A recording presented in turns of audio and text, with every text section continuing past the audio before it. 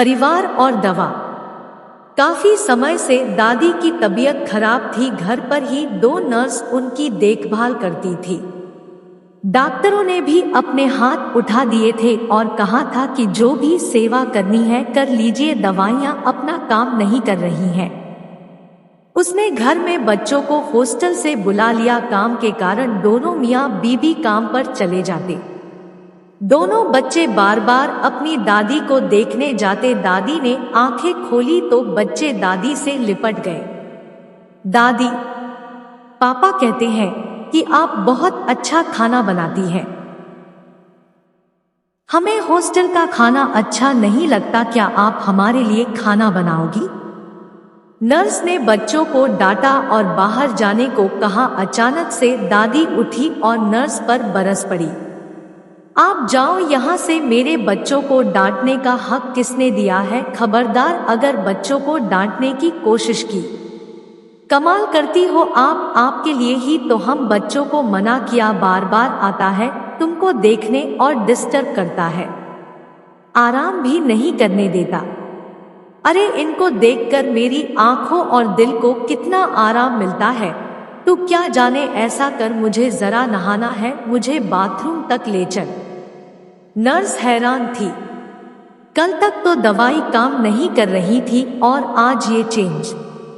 सब समझ के बाहर था। जैसे नहाने के बाद दादी ने नर्स को खाना बनाने में मदद को कहा। पहले तो मना किया, फिर कुछ सोचकर वह मदद करने लगी। खाना बनने पर बच्चों को बुलाया और रसोई में ही खाने को कहा। दादी, हम जमीन पर बैठकर खाएंगे आपके हाथ से। मम्मी तो टेबल पर खाना देती है और खिलाती भी नहीं कभी।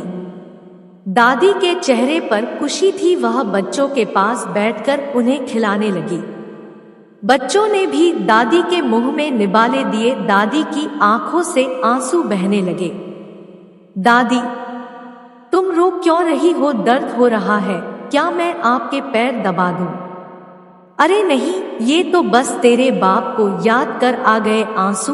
वो भी ऐसे ही खाता था मेरे हाथ से, पर अब कामयाबी का भूत ऐसा चढ़ा है कि खाना खाने का भी वक्त नहीं है उसके पास और न ही माँ से मिलने का टाइम। दादी, तुम ठीक हो जाओ, हम दोनों आपके ही हाथ से खाना खाएंगे। और पढ़ने कौन जाएगा? तेरी माँ रहने देगी क्या तुमको? दादी, अब हम नहीं जाएंगे, यहीं रहकर पढ़ेंगे। दादी ने बच्चों को सीने से लगा लिया। नर्स ने इस इलाज को कभी पढ़ा ही नहीं था जीवन में। अनोखी दवाई थी अपनों का साथ हिल मिल कर रहने की। दादी ने नर्स को कहा, आज के डॉक्टर और नर्स क्या जाने कि भारत के लोग 100 साल तक निरोगी कैसे रहते थे।